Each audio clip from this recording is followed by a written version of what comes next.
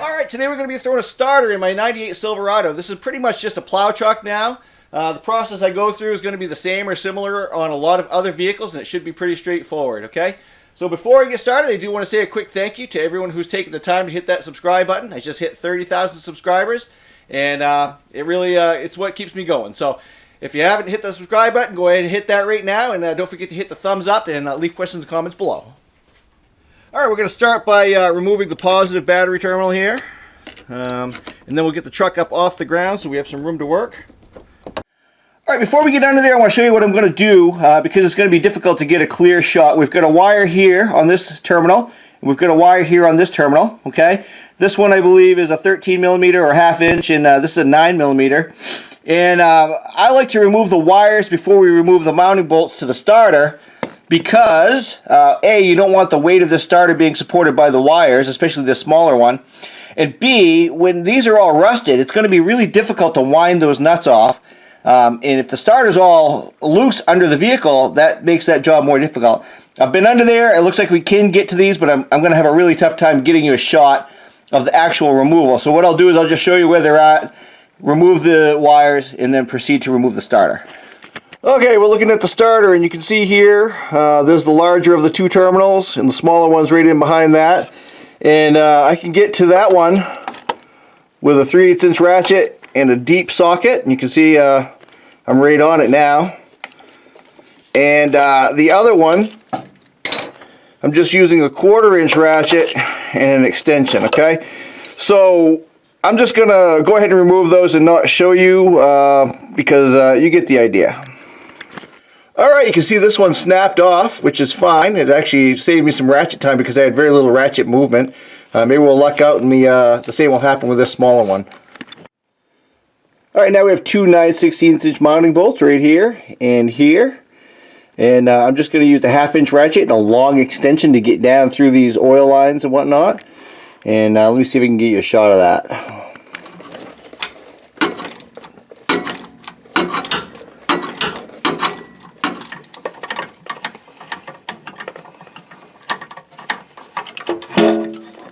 Alright, there it is. Alright, comparing the old to the new, you can see they're very similar, so I'm fairly certain we have the correct part here. In fact, I bought this on Amazon. I've got a link to it down below. It's a Remy brand, and it's a gear reduction motor. You'll also see the direct drive starter motors, but the gear reduction motors require a little bit less current, and they also develop more torque typically, okay?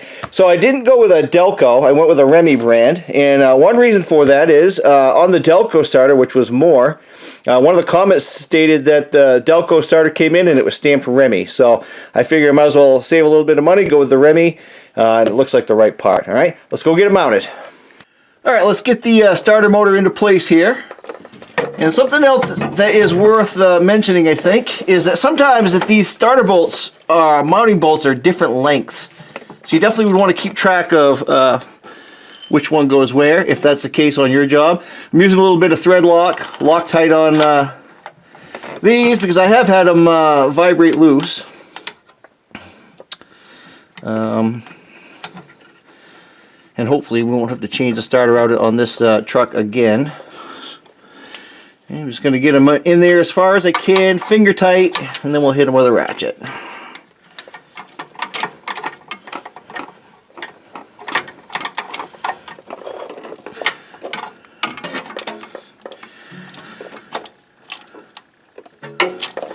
Alright, if you want to know the torque specs, you can certainly Google that, but we want to torque it down so that it's tight and it's not going to fall off, but you don't want to break anything.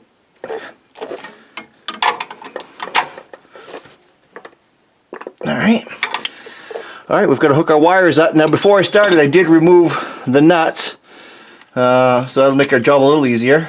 Alright, and there, here again, I probably won't be able to get you a shot of that, so let me go ahead and get that done, then we'll try it out. Alright, here's the moment of truth. Obviously you want to test this before you set your vehicle back down, just in case something's wrong and you need to pull it back out.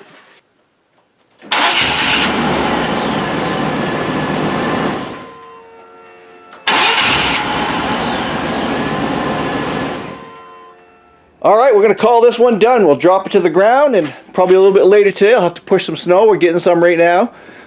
This is a 98 K1500. It's got about 200,000 miles on it. It's not road legal anymore. I've got LEDs all over it, up front, light bar. I've got them tied into my tail lights on the back there, so they're always on if my lights are on, and this thing will push some snow. Hey, thanks for watching. Give me that thumbs up if you found the video helpful, and don't forget to hit that subscribe button if you're not a subscriber. I just hit 30,000. I thank everybody for helping me get there. Thanks for watching, and have fun.